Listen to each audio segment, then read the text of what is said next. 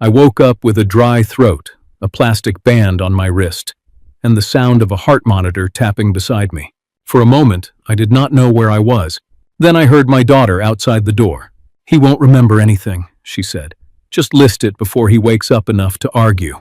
I kept my eyes half closed, not because I was calm, because I could not lift my own hand yet. My phone buzzed on the little table beside the bed. I turned my head just enough to see the screen. Gaston Property. Coming soon, listing review. My house. My address. The place where my wife had spent years helping older people read the fine print others hoped they would miss. Welcome to Final Act Revenge. Tell me where you are watching from and what time it is there. And please, take care of your health tonight. Back then, I thought my daughter was only trying to sell my house. I did not know the realtor was about to call the name on the deed, and it was not hers. A house can look ordinary from the street. Mine did. White siding, a narrow porch, one maple tree out front that dropped leaves into the gutter every fall, no matter how many times I cleaned it. But that house was never just wood and windows to me. My name is Miles Gaston. I was 72 years old when my daughter tried to sell my home while I was lying in an ICU bed. Before I retired, I worked as a municipal records supervisor in Dayton, Ohio. Not glamorous work. I spent most of my life with building permits, zoning letters, transfer forms, inspection cards, and dusty file boxes that smelled like old paper and tired coffee. People laughed when I said records mattered. They stopped laughing when a missing signature cost them money. I learned something in that job. A house always has two stories. One is the story people tell at the kitchen table. The other is the one written in ink, filed away, and pulled out when somebody decides love is no longer enough. My wife, Ellen, understood the first story better than I ever did. She had been a reading aide at an elementary school. Small woman, soft voice, patient hands. She could sit beside a child who hated reading and make that child feel like the page was not an enemy. After she retired, she started helping grown people the same way. It began with our neighbor, Hattie Monroe. Hattie came over with a Medicare letter and pretended she only wanted Ellen's opinion. But I saw the way her fingers held that envelope, like it might bite her. Ellen read it slowly at our kitchen table, line by line. When Hattie apologized for not understanding, Ellen touched her wrist and said, "Nobody is born knowing how to read fear." That was my Ellen. A month later, 3 people came on Saturday morning, then 6, then 9, if Hattie brought her casserole, which had enough salt in it to keep a driveway from freezing. Ellen called the back room the Gaston's Saturday Learning Room. It was nothing fancy.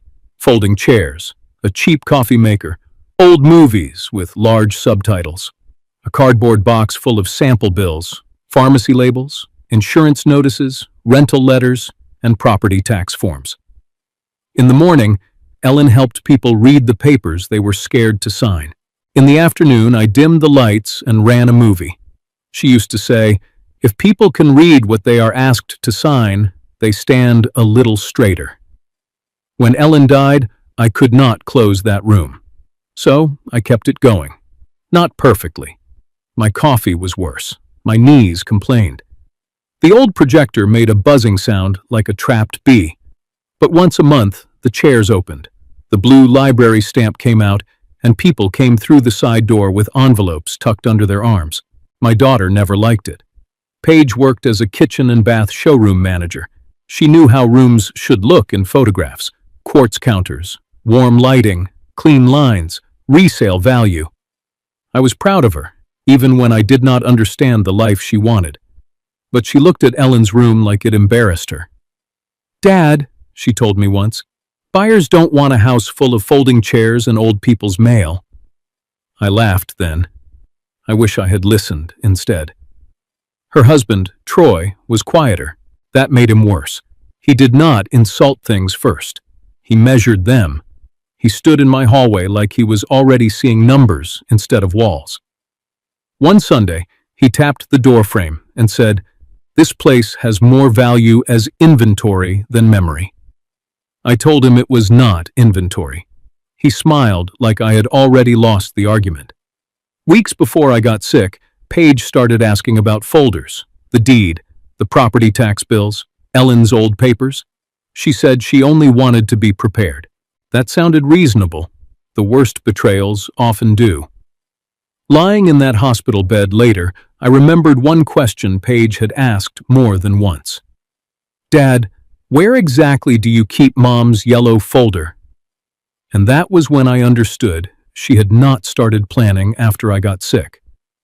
I learned what happened in my house later. At the time, I was still in that hospital bed, staring at ceiling tiles and trying to make my fingers obey me. But houses remember things. So do cameras. So do children who are old enough to know when adults are lying. Paige used the spare key under the side planter. That bothered me when I found out. Not because she knew where it was. She was my daughter. She had always known. It bothered me because she used that key the way a stranger would use a code he had stolen. She walked in with Troy behind her and Susan Mayfield, the realtor, carrying a tablet and a soft leather folder. Susan told me later she thought it was a normal family situation. An older father in the hospital, a daughter arranging a sale, a husband talking about repairs. Nothing rare about that anymore, not when every old house seemed to be either too expensive to keep or too valuable to leave alone. Then Paige started giving orders. "Don't photograph this room yet," she said. She meant the back room, Ellen's room. The folding chairs were still stacked by the wall. The old movie screen leaned in the corner. A cardboard box of sample medical bills sat under the window. And on the small table was Ellen's blue library stamp, the one she used when people came over with letters they were too scared to read alone. Paige pointed at it like it was trash. "This has to go before pictures," she said.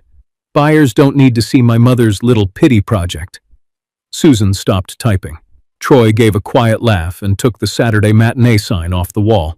"Sentimental clutter kills offers," he said. I have replayed that sentence more times than I should.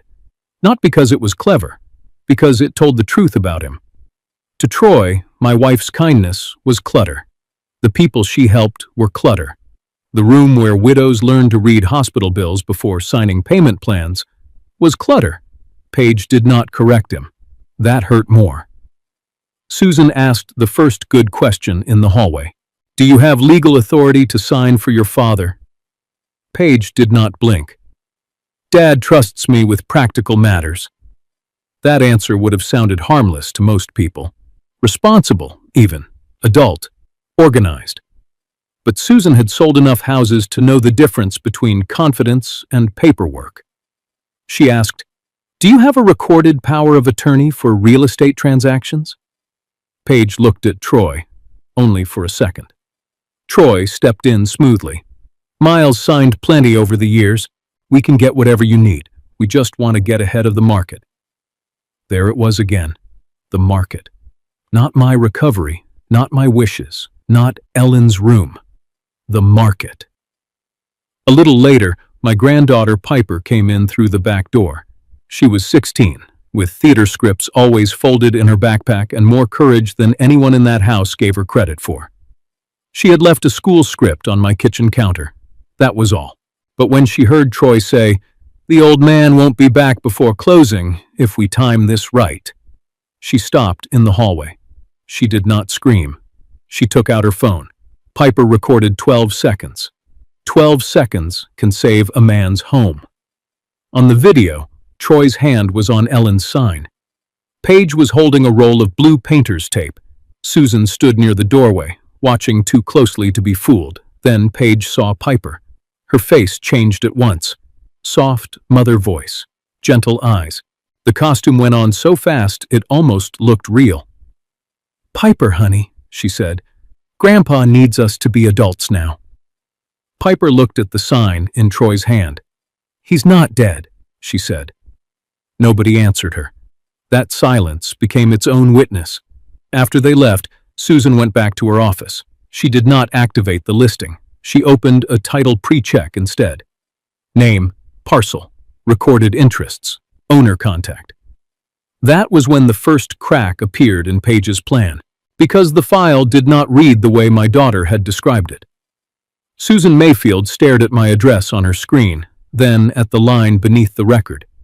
Later, she told me that was the first moment she stopped preparing to call Paige back. Instead, she picked up the phone and called another number. The strange thing about being sick is how small the world becomes.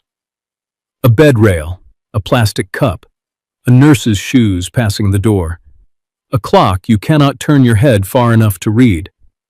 I had spent my whole working life keeping records in order. If a permit was missing, I found it. If a property line was wrong, I checked the old map. If somebody claimed a signature existed, I asked where it had been filed. But in that hospital room, I could not even reach my own phone unless it was placed close enough to my fingers. That kind of helplessness teaches you who people really are. Janice Morrow came in after lunch. She was the hospital patient advocate, a woman with calm eyes and a voice that did not rush. She pulled a chair beside my bed instead of standing over me. "Mr. Gaston," she said, "I need to ask you something directly." I looked at her. "Did you authorize your daughter to list your home for sale while you were admitted here?" My mouth felt dry. "No." She waited, pen still. "Did anyone explain a listing agreement to you?" "No." "Did you ask to be moved permanently into senior care?" I closed my eyes for a second. "No." Janice wrote each answer down, not dramatically, not angrily, just clean and careful, the way good records are made. Then she said, "I'm adding a note that property discussions need your direct consent." That sentence should have comforted me. Instead, it scared me. Because if a hospital needed to write that down, it meant my daughter had already made people wonder whether my voice still counted. After Janice left, I lay there and replayed the last few months. Paige had not started with a listing. She had started with questions. "Dad, where do you keep the tax bills? Do you still have Mom's old paperwork? If something happened, who would know what to do? Wouldn't it be easier if I helped you organize everything?" Back then, I heard concern. Now I heard inventory. Troy had been worse, only quieter. He never grabbed. He assessed. He looked at my roofline, my porch steps, the old furnace vent, the side door Ellen's visitors used on Saturdays. Once, standing near my driveway, he said, "The right buyer would see potential here." I had said, "I still live here." He smiled. "I know. I just mean someday." Someday had arrived while I had tubes in my arm. That evening, my phone buzzed again. It was an old voicemail from Paige, one I had missed before the infection got bad. Her voice was low, hurried, like she was walking away from someone. "Troy says if we wait until Dad gets home, we lose the May buyers. We need momentum." I listened twice, then a third time. Not because I misunderstood it, because I understood it too well. May buyers, not my rehab, not my lungs, not whether I could climb my own steps. Buyers. I felt something hot move through my chest, and for a moment the monitor beside me picked up speed. A nurse glanced in. I gave her a small nod, the kind men my age give when they are trying not to fall apart in front of strangers. I almost called Paige right then. My thumb hovered over her name. But I remembered something I had learned from 40 years of records and complaints, and people swearing they had never signed what sat right there in the file. If you confront a liar too early, you teach them what to hide. So I did not call. Instead, I asked the nurse to place my phone on the blanket where I could reach it.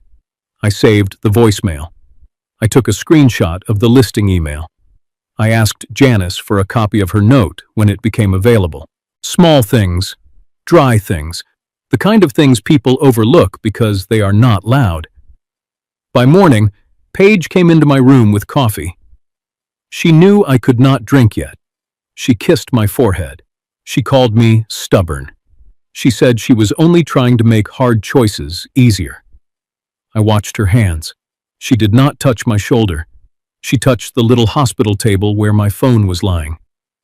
"Dad," she said softly, "you don't need to worry about paperwork right now." I looked at my daughter, and for the first time in my life, I wondered how long she had been waiting for me to be too weak to read it. She smiled like a good daughter, and I smiled back like a tired old man. But inside, I had already begun keeping records again, because I no longer believed Paige was afraid I would not recover. I believed she was afraid I would recover before the sale did. By the 5th day, the hospital stopped feeling temporary. That frightened me more than the IV lines did. People begin speaking differently around you once you stay in a bed too long. Nurses start asking about discharge plans. Social workers mention recovery timelines. Family members stop saying when you come home and start saying if. And somewhere inside all of that, a person can slowly disappear without anyone admitting it out loud. Susan Mayfield arrived just after noon. No perfume, no dramatic entrance. Just a navy blazer, sensible shoes, and a leather folder held against her side like she did not trust herself to set it down yet. She knocked before entering my room. That mattered to me. Paige had stopped knocking 2 days earlier. "Mr. Gaston?" Susan asked. I nodded. She pulled a chair beside the bed instead of standing over me. Another thing I noticed immediately. Realtors spend their lives reading rooms. Good ones also read people. "I wanted to speak to you directly before anything moved forward," she said.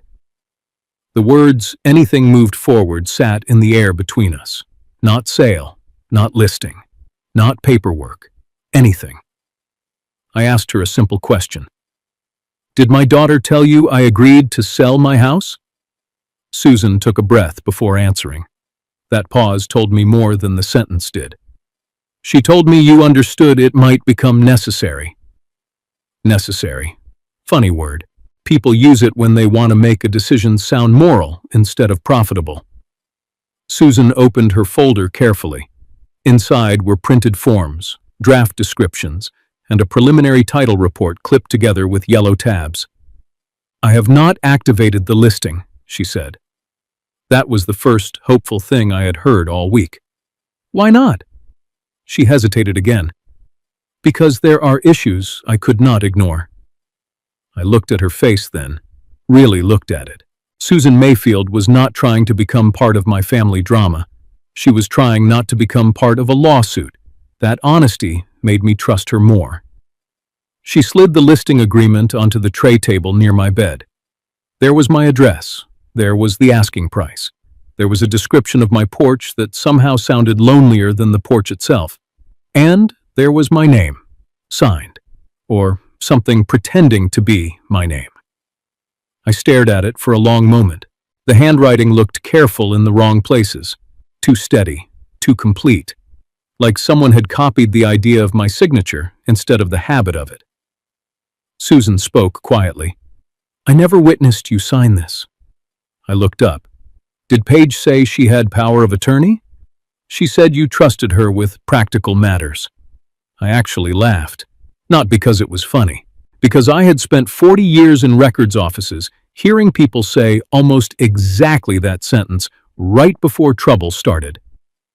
"In real estate," Susan said carefully, "basically having authority and legally having authority are not the same thing." That line stayed with me. Basically, the most dangerous word in family disputes. Basically, he wanted this.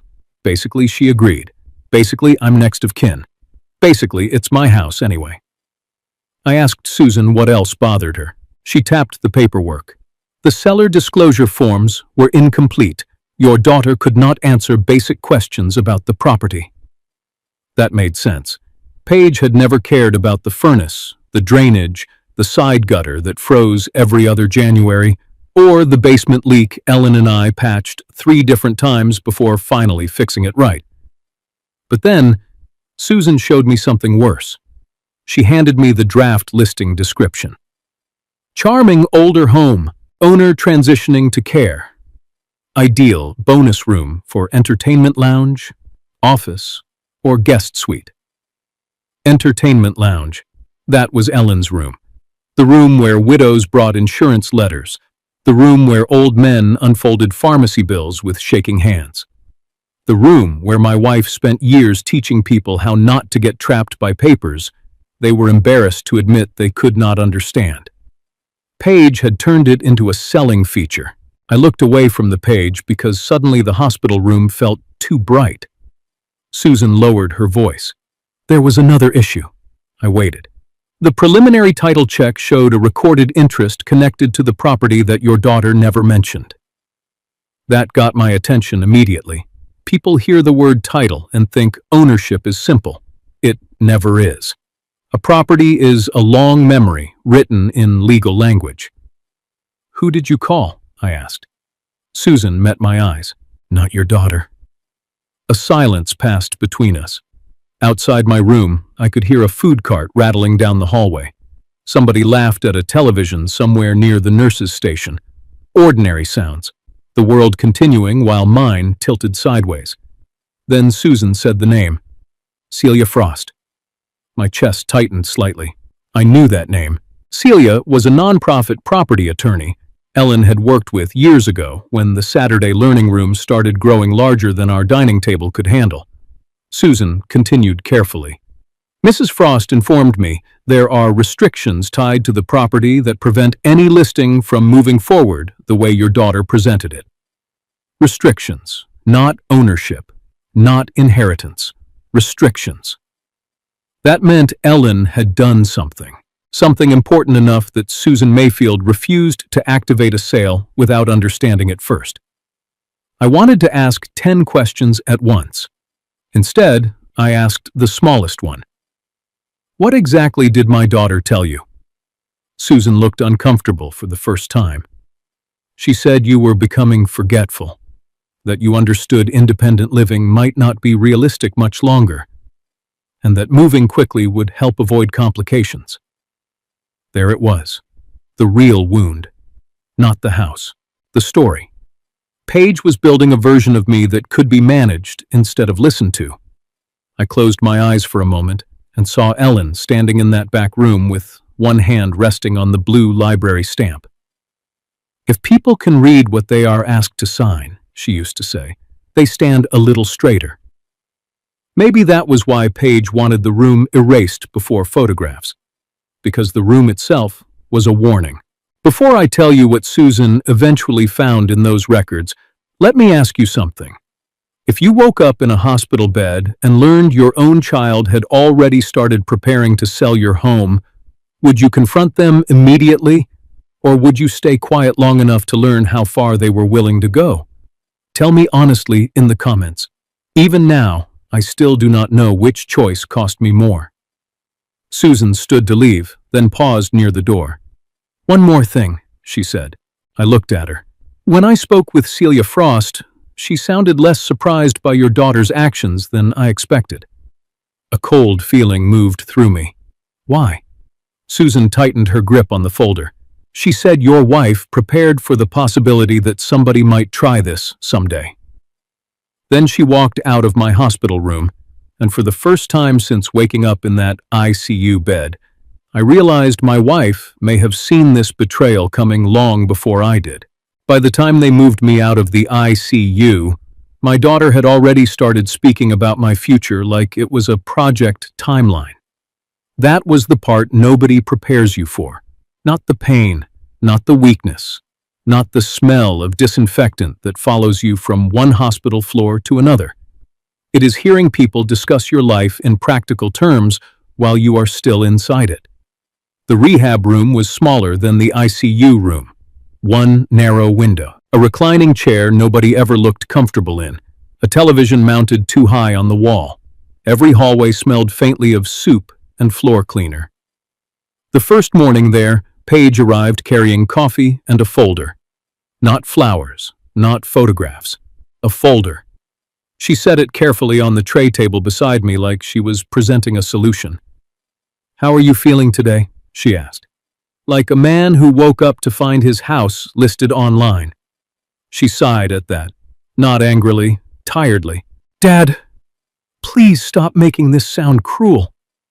That sentence stayed with me. Please stop making this sound cruel. As if cruelty only existed after somebody described it honestly. Paige pulled a chair close to my bed. Up close, I could see the exhaustion under her makeup, the sleeplessness, the pressure sitting behind her eyes. For one dangerous second, I almost felt sorry for her. That is the problem with family. Love keeps trying to explain things your instincts already understand. She opened the folder. There are a few forms we should talk about, she said carefully. Not sign, talk about. Inside were rehab extension options, property access permissions, temporary storage estimates, appraisal paperwork, and a brochure for Oak Bend recovery suites. The brochure had smiling, gray-haired couples walking through a garden nobody in real life ever looks that happy in. Paige touched the edge of it with one finger. It wouldn't have to be permanent, she said, just until things stabilize. What things? The house, your recovery, everything. Everything. That word again. I looked at the paperwork slowly, not because I was confused, because I wanted her to keep talking. One line caught my eye. Authorization for property preparation and staging access, not sale. Preparation, another careful word. Why would my house need staging? I asked quietly. Paige leaned back and crossed her arms. Dad, the roof needs work. The stairs are dangerous. The basement smells damp half the year. You can't keep pretending this place is manageable forever. Manageable. Another word people use when they are trying to shrink your life into a problem chart. I asked her something simple. Did you already decide I'm not going home? Her mouth tightened. I decided I don't want to find you unconscious on the floor 6 months from now. There it was. Fear mixed with ambition. Concern wrapped around control so tightly you could not tell where one ended and the other began. Before I could answer, Troy walked in, carrying his phone and a grocery bag. He smiled like we were all adults discussing sensible financial planning. How's the rehab food treating you, Miles? Like punishment with gravy. That made him laugh. Troy always liked me more when I sounded harmless. He sat near the window and immediately started talking numbers. Repair estimates, insurance increases, property taxes, buyer demand, spring inventory shortages. To Troy, every emotion eventually became math. Look, he said, nobody's trying to erase your life here, but the market is still moving right now. Houses in your area are getting multiple offers if they're staged correctly. My wife's room is not staging material. He gave a small shrug. That room limits buyer imagination. I stared at him. He kept going anyway. You've got folding chairs, old DVDs, boxes full of expired paperwork. Those papers helped people. Troy spread his hands like he was being reasonable. I'm not insulting your wife. I'm saying buyers don't emotionally connect to rooms that feel institutional. Institutional. That was the word he chose for Ellen's learning room. The place where widows sat at our kitchen table because they were too ashamed to admit they did not understand hospital payment plans. The place where veterans brought insurance letters they could barely read because their eyesight had failed before their pride did. Institutional. Paige rubbed her forehead. Troy, please. No, I said quietly. Let him finish, because I wanted to hear how much of my life sounded disposable when spoken out loud. Troy leaned forward. Miles, this isn't about sentiment. It's about unlocking equity while the market still supports it. There it was again. Equity, inventory, market. Every word carefully designed to avoid saying the actual thing. Your house is worth more to us sold than lived in. My phone buzzed then, a text from Piper. Grandpa, Mom and Dad are packing the movie room. Underneath was a photograph, the old projector cord wrapped in tape. Folding chairs stacked against the garage wall. The Saturday matinee sign leaning beside trash bags. Then another picture arrived. A cardboard box. Across the side, written in black marker. Remove elder use materials before photos. My throat tightened so suddenly I had to look away from the screen. Paige saw my expression. "What is it?" I turned the phone toward her. For the first time since this started, my daughter looked ashamed. Not guilty, ashamed. There is a difference. Guilt hurts because you know you did wrong. Shame hurts because somebody else can finally see it. "That wasn't supposed to," she started. "Finish the sentence," I said. She could not. Troy answered instead. "It's just staging language." Staging language. Like Ellen's blue library stamp was no different than an old lamp somebody moved before an open house. Paige stood suddenly and walked toward the window. "She helped people," she said quietly. "I know she did." "Then why are you trying so hard to erase the room?" Paige turned around too fast. "Because I'm tired," she snapped. "I'm tired of every conversation in this family turning into a shrine to sacrifice. Mom is gone, Dad. That room is not a person." The room went silent after that. Even Troy looked at her. But the worst part was this. I think she believed what she said, not because she hated Ellen. Because somewhere along the line, Paige convinced herself survival mattered more than memory. A few minutes later, there was a knock at the door. An older woman stepped inside carrying a bakery box tied with ribbon. Amberly Larkin, Troy's mother. "Thought you might enjoy blueberry muffins," she said warmly. She spoke softly, smiled softly, moved softly. The most dangerous people often do. Amberly set the bakery box down beside the Oak Bend brochure, already sitting on my tray table. Then she said the sentence that made my skin go cold. "Miles, nobody's taking your dignity. We're just helping you accept the next season of your life." Next season. As if my future had already been scheduled without me. Then Amberly added something she probably did not realize would expose everything. The downstairs suite in the Kettering place would actually work beautifully for family visits. Kettering place. I had never heard that phrase before, but Paige froze. Troy looked down immediately. And just like that, I understood something they never meant to tell me. They had already been shopping for the next house, before mine was even sold. The next morning, I stopped pretending to myself that this was only about money. Money was part of it, but control, that was the real thing sitting underneath everything else. Control over where I lived. Control over who spoke for me. Control over whether people saw me as a father or a burden waiting to be managed. And somewhere inside all that control was Ellen. Not just her memory, her planning. Celia Frost arrived just after 10. I had not seen her in nearly 4 years, not since Ellen's memorial service. She looked almost exactly the same. Silver hair pulled back neatly, reading glasses hanging from a chain, folders tucked under one arm like they were part of her skeleton. Some people carry authority loudly. Celia carried it quietly. She closed the rehab room door behind her before speaking. "How strong are you feeling today, Miles? Strong enough to find out what my wife knew that I didn't?" That earned the smallest smile from her. She sat beside my bed and placed 2 folders on the tray table. One was thick and neatly tabbed. The other was thin, old, and sealed with Ellen's handwriting across the front. For Miles. If somebody ever tries to turn the house into an exit plan. My chest tightened the second I saw it. I reached for the envelope slowly. Even after all those years, Ellen's handwriting still felt alive. Celia noticed my hands shaking. "You don't have to open it yet," she said gently. "I think I do." But before I opened anything, Celia pulled out a property diagram and several recorded documents. "This is going to sound more complicated than it actually is," she said, "so I'm going to explain it like Ellen asked me to." That sounded exactly like my wife already. Simple first, panic later. Celia adjusted her glasses. "You still fully control your right to live in the house.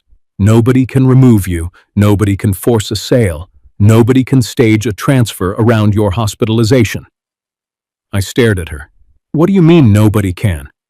She slid one page toward me, because years earlier, Ellen had quietly changed the structure attached to the property deed. Not ownership, protection. The house was tied to a life estate arrangement connected to the Gaston Saturday learning room. I blinked at her. The room? Celia nodded. Your wife became concerned after several older adults she helped were pressured into signing property documents they did not fully understand. She worried about what could happen if you were ever sick, isolated, medicated, or unable to review paperwork properly. For a second, I could not speak. Not because I was confused, because I suddenly realized Ellen had not only been helping strangers all those years, she had been preparing for us. Celia continued carefully. The recorded structure means your daughter cannot independently list, transfer, refinance, or market the property without your direct, verified participation. And because the learning room holds a protected remainder interest, any transaction attempt made during hospitalization or medical vulnerability triggers additional review requirements. I looked at the papers again. All this time, Paige thought being my only daughter made her next in line. But Ellen had never believed family titles alone were enough protection. That was the twist sitting beneath everything. My wife had trusted love. She just had not trusted pressure. Celia handed me another document. At the top was the official purpose statement Ellen wrote years earlier. To help older adults read, understand, and question documents before signing them under pressure, confusion, fear, or dependency. I laughed once under my breath. A sad laugh. Of course she did. Celia tilted her head. She understood something most people don't, Miles. Elder abuse rarely starts with violence. It usually starts with urgency. Urgency. Sign now. Decide now. Move now. Before the market changes. Before the paperwork gets harder. Before you become a problem. Everything suddenly fit together so cleanly, it made me sick. Paige had not woken up one morning and become evil. Pressure had been building for years. The showroom job, the debt, the image, the upgrades, the need to keep climbing into a life more expensive than the one she could actually breathe inside. And Troy had simply given that pressure a business plan. I asked the question sitting in my throat. So, the house is protected? Yes. Then why does it feel like I'm still losing? Celia leaned back slightly. Because protection and proof are not the same thing. That sentence landed hard. She explained carefully. The deed structure blocked the sale itself. That part was safe.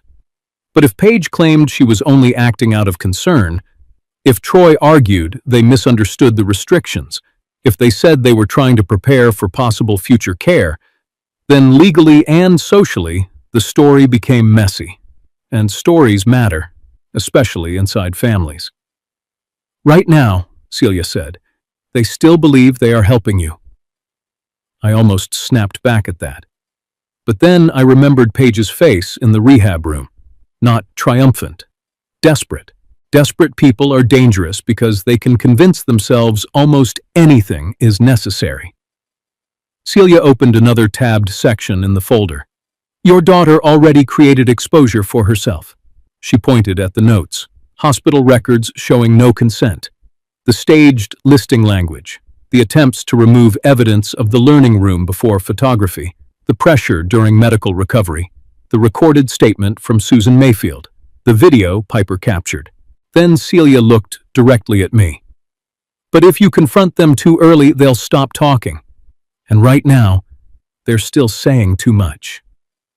That sounded cold. Practical. Exactly like something from a records office, and I hated how correct it felt.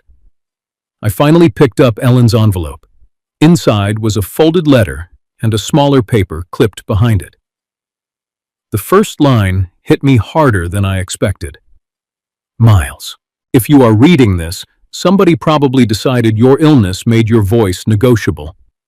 I stopped breathing for a second. Celia quietly looked away to give me privacy. I kept reading. I do not believe Paige is cruel, but I believe fear changes people. especially when money and exhaustion begin sounding like responsibility. If anybody ever tries to turn our home into a transaction while you are too weak to argue clearly, make them read every page out loud. Never rush. Never sign tired. Never let urgency speak for dignity. My vision blurred after that. Not because Ellen was gone, because even dead, she was still protecting me better than I had protected myself. Behind the letter was the smaller document, a review clause. Any attempt to market or transfer the property while I was hospitalized, medicated, cognitively questioned, or under care review could trigger formal scrutiny tied to the learning room protections. Not punishment, protection. That mattered. Ellen never built traps, she built brakes. I leaned back against the pillow slowly. So, Paige can't sell the house? No. Troy can't refinance it? No. And the listing dies the moment this review becomes formal? Yes. For the first time since waking up in the ICU, I felt something dangerous begin returning to me. Not anger, patience, the kind that waits quietly while other people keep exposing themselves. Celia gathered the papers back into the folder. "One more thing," she said. I looked up. "Your daughter still doesn't fully understand what Ellen recorded." That surprised me. How? She saw herself as your heir. Ellen saw the house as your protection first. The room fell silent after that. Outside my window, somebody in rehab therapy laughed at something down the hallway. A cart rolled across tile floors. Life kept moving. But inside that small room, the balance of the story had shifted. Not publicly. Not yet.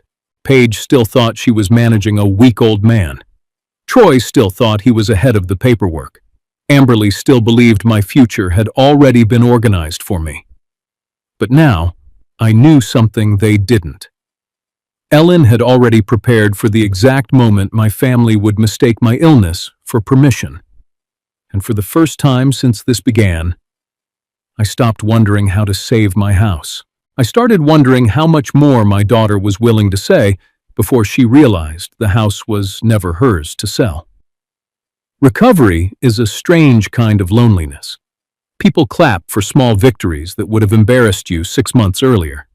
Standing without help, walking to the bathroom alone, remembering all your medications without looking at the chart. Meanwhile, your actual life keeps moving somewhere else without you.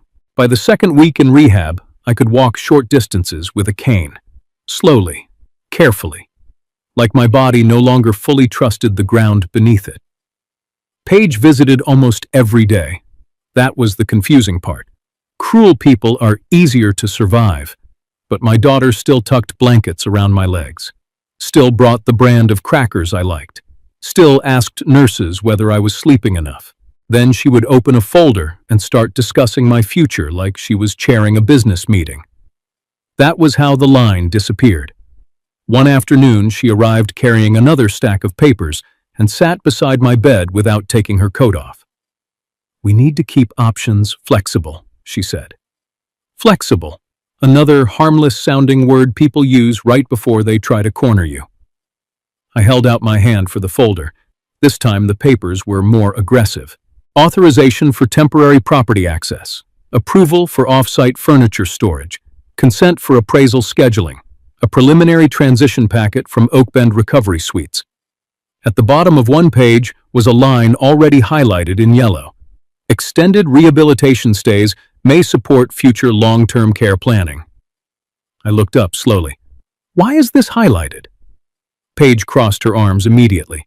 Because we have to be realistic. There's realistic, and then there's replacing my front door before I'm even home. Her jaw tightened. You can barely climb stairs right now. That doesn't mean I stopped owning them. For a second, neither of us spoke. The rehab television hummed quietly in the corner. Somewhere down the hall, somebody was arguing with a physical therapist about pudding cups. Small, ordinary sounds, the kind that make painful conversations feel even more real. Then Paige rubbed her forehead hard and said something that finally cracked the mask. "You think I enjoy this?" she snapped. "I'm drowning, Dad." There it was. Not greed first, pressure, bills, mortgage payments. The image she spent years building. The fear of slipping backward after fighting so hard to climb upward. Part of me understood that. That was what made everything worse. Because if she had simply hated me, this would have been easier. Instead, my daughter loved me just enough to feel guilty, and not enough to stop. She opened her mouth again. You know what it's been like trying to hold everything together while you're in here? No, I answered quietly. But I know exactly what it feels like to realize my own daughter has been preparing my exit plan while I'm still alive. That hit her. I saw it land. But before she could answer, my phone buzzed. Piper. A video attachment. My stomach tightened before I even opened it. The clip lasted less than 30 seconds. Troy was standing inside Ellen's learning room with a roll of contractor bags beside him. The folding chairs were stacked near the garage door. The old projector sat unplugged on the floor. And on the table, sitting beside a donation box, was Ellen's blue library stamp. I paused the video there. That stupid little stamp. Blue handle, worn rubber edge, tiny ink marks Ellen could never fully clean off her fingers after Saturday mornings. For years, it had touched Medicare letters, insurance notices, payment plans, utility shut-off warnings, property forms. Now it was lying beside a cardboard box marked, "Remove old age materials before photos." I stared at those words so long my vision blurred. Not because of the room, because of the phrase, old age materials, as if Ellen's work had become clutter the moment the market entered the conversation. Paige saw the screen and went pale. That wasn't supposed to be thrown away, she said immediately. Interesting thing about guilt. People rush to defend the object instead of the action. I looked at her carefully. You still let it happen. She sat down heavily in the chair beside me. For a moment, she looked less like my daughter and more like a tired stranger who had accidentally walked too far into a lie to turn around easily. Then she whispered the sentence that hurt more than anything Troy had ever said. Mom is gone, Dad. That room can't stay frozen forever. I swallowed hard. That room taught people how not to lose themselves. It's still just a room. No, I said softly. To your mother. It was proof people deserved dignity before signing things they didn't understand. Paige looked away immediately, because now she understood the irony too. She was trying to push papers in front of an old man recovering from illness, inside the exact house built to protect people from doing that. The room stayed quiet for a long time. Then Paige said something I still think about. If you fight this too hard, people are going to start questioning whether you're thinking clearly. I felt my entire body go cold. Not angry, cold. Because there it was at last. The real weapon. Not the listing, not the market, not the rehab brochures. Narrative. If I resisted hard enough. Suddenly I became the difficult, elderly parent. The confused man, refusing help. The stubborn old homeowner, making life impossible for his exhausted family. I looked directly at my daughter. Did Troy teach you to say that? Her silence answered for her. That night I barely slept. Rehab hallways sound different after midnight. Slower, hollow. Machines beep softly in distant rooms while strangers dream behind half-closed doors. I kept seeing Ellen's stamp beside that donation box. Not because the stamp itself mattered, because it represented something Paige and Troy did not understand. Once people stop seeing older adults as fully capable of defending themselves, everything becomes easier to justify. Selling the house, moving the furniture, filtering information, making decisions for their own good. Around 1 a.m, my phone vibrated again. Piper. Just one message. Grandpa. Mom said if you keep resisting, people might think rehab should become permanent. I stared at the screen until my chest hurt. There it was. The bottom. Not the illness. Not even the betrayal. the realization that my own daughter had started treating my resistance as evidence against me. I sat there in the dark rehab room listening to the air vent hum above me, and for the first time since waking up in that ICU bed, I understood how older people lose their homes without ever signing anything willingly. They get exhausted, emotionally, physically, socially. Everyone around them slowly begins speaking, as if the decision has already been made. Then the person finally stops fighting, simply because they are too tired to keep proving they still deserve a voice. The next morning, Susan Mayfield called me before breakfast. Her tone was calm, professional. But underneath it, I heard movement. "We're ready," she said. I tightened my grip on the phone. "For what?" A brief silence passed. Then Susan answered with 7 words that changed everything. "We got them all in one room." The meeting happened in a rehab conference room that smelled faintly of burnt coffee and dry erase markers. Nothing dramatic about it. No courtroom, no police officers, no shouting crowds waiting for justice. That is how most family betrayals really end. Not with explosions, with paperwork. Susan Mayfield was already there when the nurse wheeled me in. Beside her sat Celia Frost, calm as ever, and Marla Quinn from the title company, a woman with sharp glasses and the kind of expression people develop after years of watching bad decisions arrive disguised as urgency. Janice Morrow stood near the back wall holding a clipboard. Then Paige walked in. She wore a cream-colored blazer and carried a leather notebook against her chest like she was arriving for a business presentation. Troy followed behind her with a tablet under one arm. Amberly came last, smiling softly at everyone in the room as if we were all gathered for a difficult but loving family discussion. That smile almost impressed me. Some people can turn manipulation into hospitality. Paige looked surprised to see Susan. Then she saw Celia. And for the first time in weeks, my daughter hesitated. Not long, just enough. "What exactly is this meeting?" she asked carefully. Susan answered before anyone else could. "A clarification of authority regarding the Gaston property." Authority? There was that word again. The room settled into silence after that. Paige sat across from me and folded her hands together neatly. If someone had walked in without context, they would have seen a concerned daughter trying to help her aging father navigate difficult decisions. That was the danger of appearances. Troy broke the silence first. "Look, I think everybody's overcomplicating this," he said. "Miles needs support. The house needs work." Paige was trying to create options before things became more difficult. Create options. Another polished phrase designed to hide a knife inside velvet. Amberly nodded gently. Sometimes families have to make hard transitions before a parent hurts themselves, trying to hold on to independence. There it was again.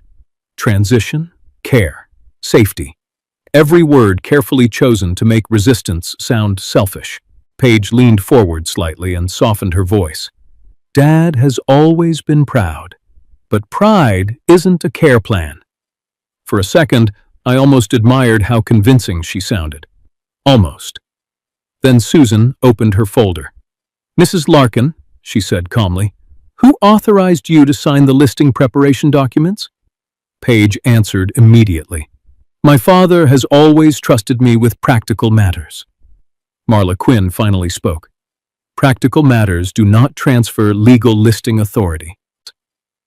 That sentence hit the room harder than anyone expected. Troy shifted in his chair. Paige blinked once. Then she recovered quickly. "Nobody said I was forcing a sale." Susan slid the unsigned draft listing onto the table. "The problem isn't whether the sale completed," she said quietly. "The problem is that steps toward marketing the property began without verified authority from the property holder.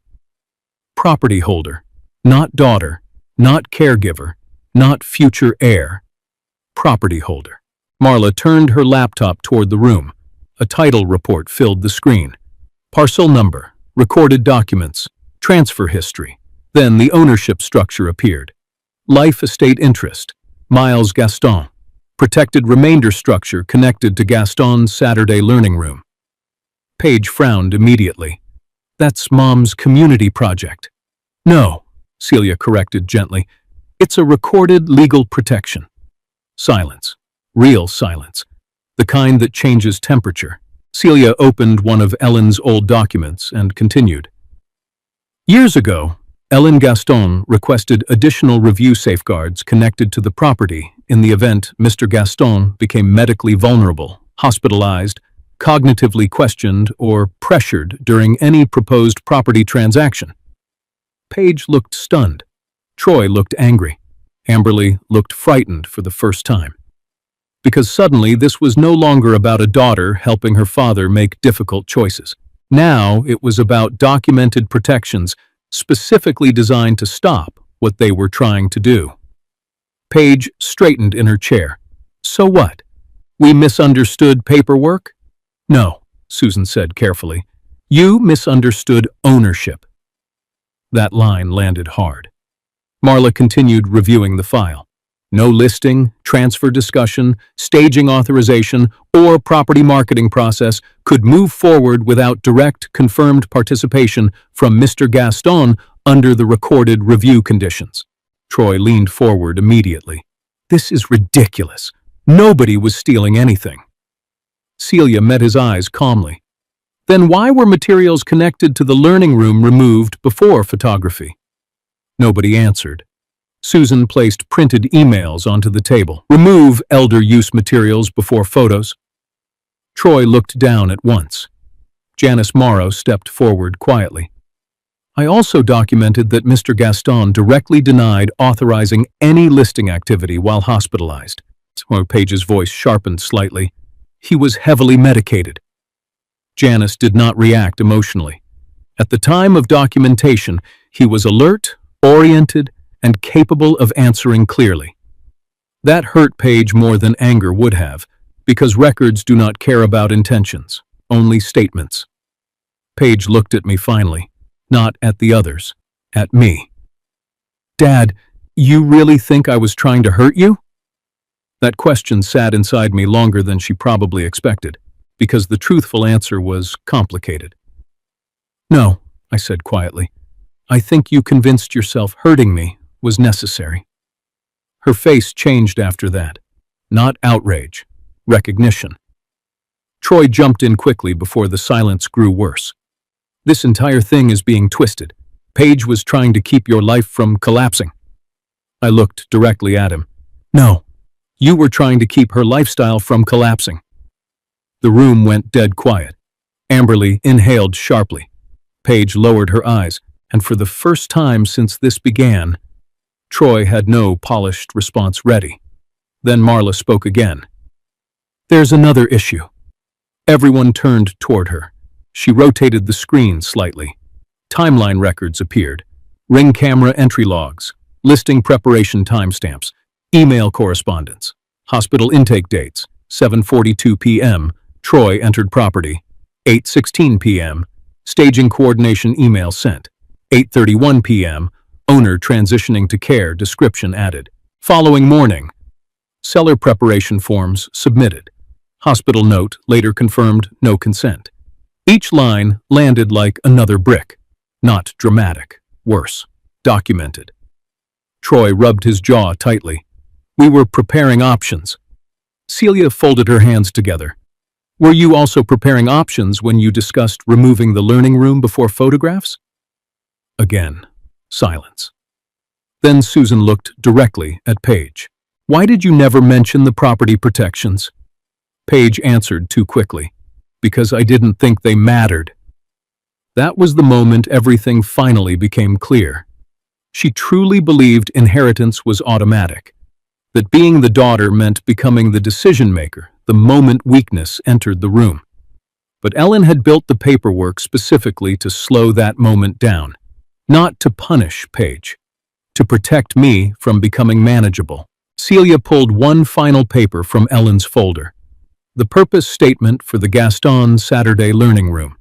To help older adults read, understand, and question documents before signing them under pressure, confusion, fear, or dependency. Nobody moved after she read it. because every person in that room suddenly understood the same thing. The house itself had become the final lesson Ellen ever built. Then Paige asked the question that changed the air completely. What happens if the listing already has my father's signature on it? Susan slowly opened a second folder, and when I saw the expression on her face, I realized my daughter had just walked herself into something even worse than losing the sale. Nobody spoke for several seconds after Susan opened the second folder. You could actually hear the heating vent humming above us. That is the thing about truth. When it finally enters a room, people stop moving the same way. Susan slid 2 pages onto the table carefully. One was the listing preparation form carrying my name. The other was a copy of an older municipal document I had signed years earlier. Not to accuse, to compare. "I never witnessed Mr. Gaston sign the listing paperwork," Susan said calmly. "And because he was hospitalized, medically vulnerable, and operating under recorded review protections, I could not treat the signature as valid without direct confirmation." Paige's face lost color immediately. Troy leaned forward. "So, what are you saying?" Susan did not rush her answer. "I'm saying I refused to activate the listing because too many warning indicators existed at the same time." Warning indicators. Not crimes, not accusations. Facts. Hospitalization. No direct consent. Unverified authority. Property protections. Pressure to move quickly. Removal of learning room materials before photography. One by one, the story they built began collapsing under its own paperwork. Paige tried to recover first. "You're making this sound malicious," she said sharply. "I was trying to help my father prepare." Janice Morrow stepped closer to the table and opened her clipboard. At 2:14 p.m. on May 12th, Mr. Gaston clearly stated he had not authorized any listing, transfer discussion, or permanent care transition. Her voice never rose. That made it worse. At 2:16 p.m., Janice continued, Mr. Gaston requested that all property-related decisions require direct communication with him moving forward. Paige swallowed hard. "He was exhausted," she said quietly. Janice met her eyes. "He was coherent." That word cut deeper than anger ever could. Coherent, meaning my voice still counted. Marla Quinn rotated the title report again. "Under the recorded property protections connected to the Gaston Saturday Learning Room," she explained, "any attempted transfer, marketing activity, or listing discussion during medical vulnerability automatically requires heightened review." Amberly finally spoke up. "This feels excessive." Celia Frost answered her immediately. "No, it feels documented." Silence again, the kind that presses against your ribs. Then Susan reached for another page, an email printout. "Remove elder use materials before photos." Troy looked down the moment it touched the table. Susan placed another sheet beside it. The draft listing description. Owner transitioning to care. Entertainment lounge potential. Guest suite conversion. Every line that once sounded polished now looked ugly, sitting under fluorescent lights beside hospital records. I watched Paige reading them. Not crying. Not yet. Just realizing how different words sound when someone else reads them back to you slowly. Then the conference room door opened. Piper stepped inside beside Hattie Monroe. My granddaughter looked nervous, but she did not look uncertain. That mattered more. Paige turned immediately. "Piper, you shouldn't be here." Piper held her phone tightly against her chest. "I asked to come." Troy exhaled sharply under his breath. Bad move. Because the moment adults start acting afraid of a teenager telling the truth, everybody notices. Susan nodded toward Piper gently. "Would you like to explain the video you recorded?" Piper looked at me first. I gave her a small nod. She opened the clip. The room filled with Troy's voice. "The old man won't be back before closing if we time this right." No one moved. Not Amberly. Not Paige. Not even Troy. Then the image froze on the Saturday matinee sign being removed from Ellen's wall. Piper's voice trembled slightly. "Grandpa loved that room," she whispered, "and they were talking about it like it was garbage." Paige shut her eyes. "Honey, you don't understand." "No," Piper interrupted softly. "I understand exactly what happened." That line landed harder than anything else in the room, because children know the difference between helping someone and preparing to replace them. Troy finally snapped. "This is insane. We were trying to keep the situation manageable." I looked directly at him. "You kept using that word because it sounds cleaner than profitable." His jaw tightened instantly. Celia leaned forward slightly. "Mr. Larkin, did you or did you not discuss property timing around Mr. Gaston's hospitalization?" Troy hesitated. That hesitation told the truth before he did. "We discussed market conditions." Susan placed another page down. "The voicemail transcript. If we wait until Dad gets home, we lose the May buyers." Paige stared at the paper like she had never heard her own voice before. That was the moment the room finally changed. Not legally, emotionally, because until then, Paige still believed she could explain everything away as concern. But now she was hearing herself the way strangers heard her. And strangers hear urgency differently when money sits behind it. Her voice cracked for the first time. "I was drowning." Nobody answered immediately, not because we lacked sympathy, because drowning people still know when they are pulling someone else underwater with them. Paige finally looked at me, directly. "I didn't want to lose everything." I spoke carefully. "So, you decided I should lose my home first." She started crying after that, quietly. Not dramatic tears, exhausted ones. But something inside me had already changed by then. I still loved my daughter. That was the terrible part. Love survives long after trust stops breathing. Marla Quinn cleared her throat gently. "The title company will not open any transaction process connected to the Gaston property under the current circumstances." Susan followed immediately. "The listing preparation file is being formally voided before activation." Janice added her own part. "And future property-related discussions will require direct documented consent from Mr. Gaston."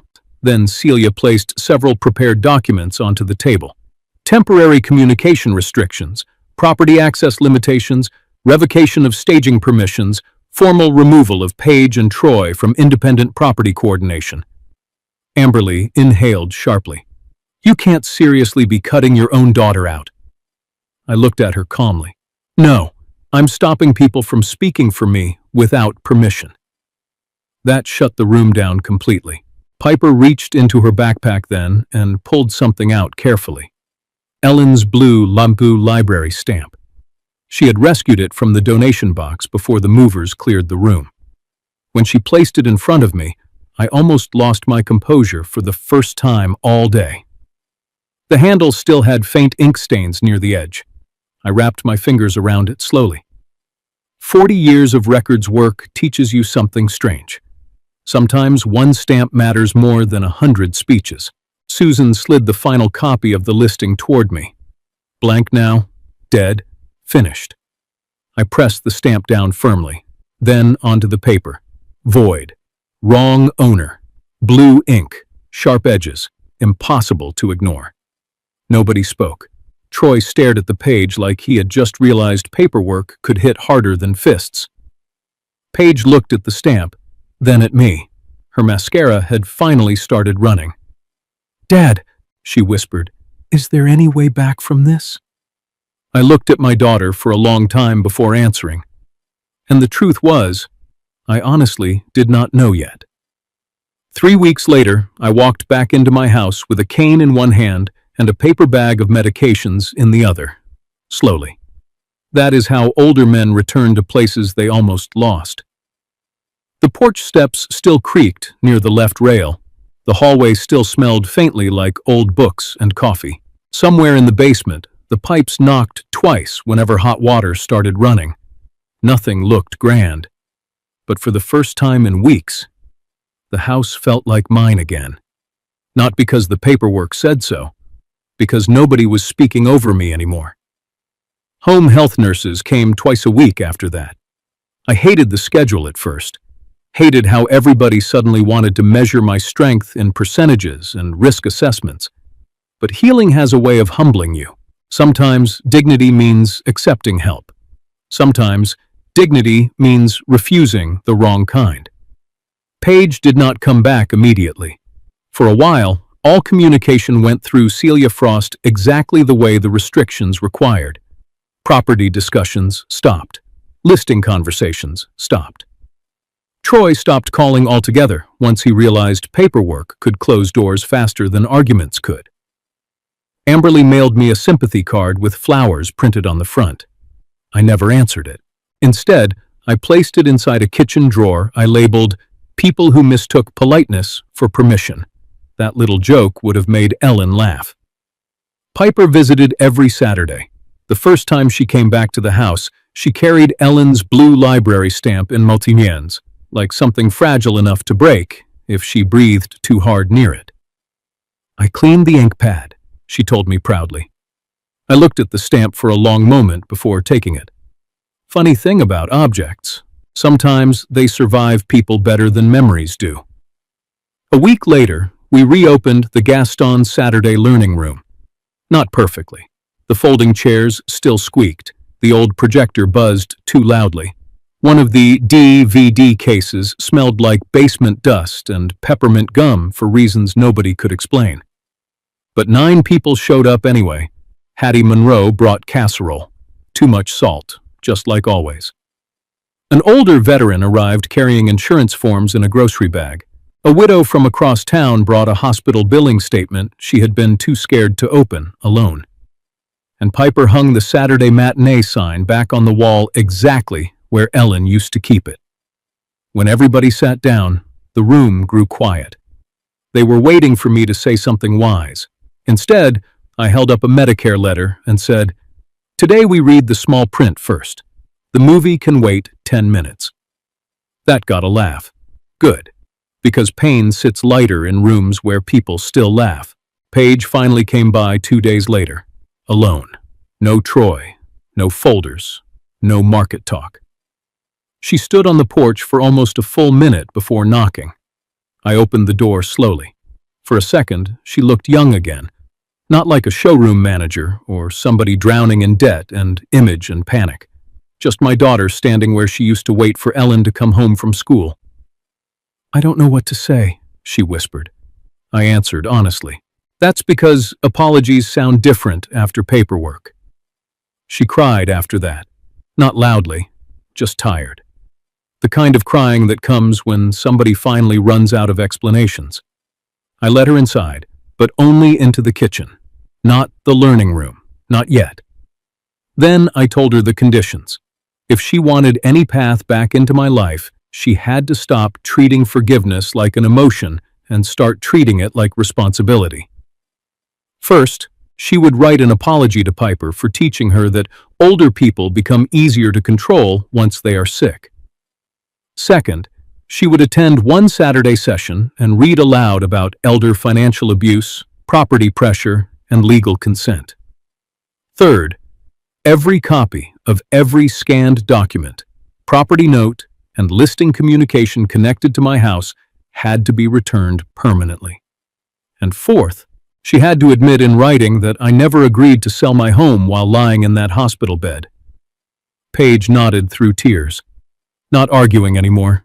That mattered. Troy never came back. Honestly, I preferred it that way. Some people confuse access with entitlement for so long they stop recognizing the difference between another person's life and an opportunity. Maybe he loved my daughter in his own way. But he also looked at my home and saw inventory before he saw memory. And once a man does that, it changes how you open your door to him forever. As for me, I learned something difficult through all this. Growing older is not what makes people vulnerable. Silence does. The moment older parents become too embarrassed, too tired, or too afraid to question paperwork, somebody else starts deciding what their life should look like. That is how homes disappear. That is how voices disappear. That is how dignity disappears. Not overnight, piece by piece, one practical decision at a time. Ellen understood that before I did. That is why she built protections into the house. Not because she hated our daughter, but because she understood pressure can slowly turn love into justification. And maybe that is the hardest truth of all. Most family betrayals do not begin with evil people. They begin with ordinary people convincing themselves urgency matters more than honesty. A home is not just walls and a roof. Sometimes it is the final place where a person's dignity still answers the door. Thank you for spending this time with me today, and thank you for caring about this story. Please let me know in the comments where you are watching from and what time it is there right now. And if this story moved you even a little, please consider subscribing to Final Act Revenge. Another story is waiting for you on your screen right now, and according to YouTube, there's a good chance you'll enjoy that one too. Take care of your health. Read the small print carefully, and never let anybody mistake your kindness for permission.